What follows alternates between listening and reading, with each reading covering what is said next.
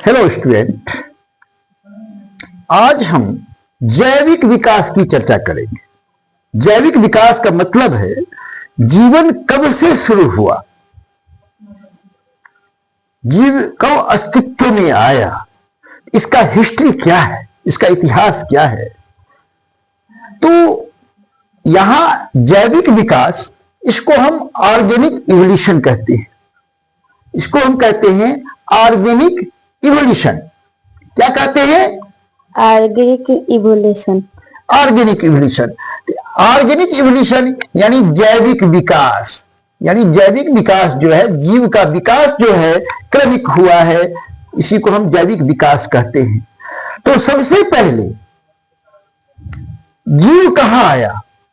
सबसे पहले जीव की उत्पत्ति हुई जल में, यानी जल में सबसे पहले जीव आया।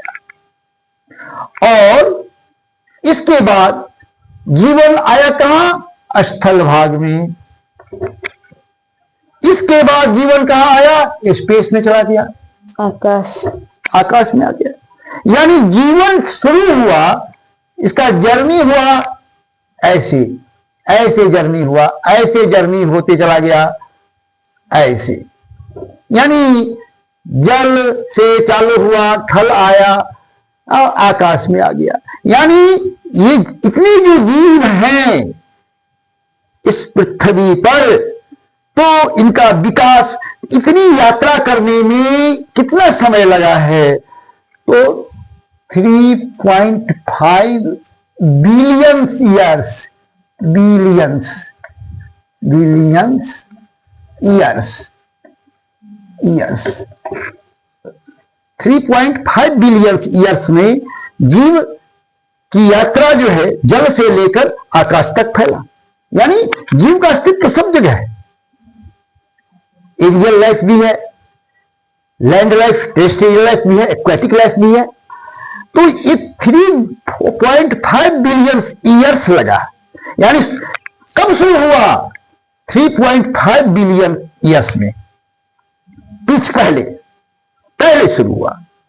तो इसीलिए इसका मतलब हुआ 3.5 अरब साल पहले। अरब साल पहले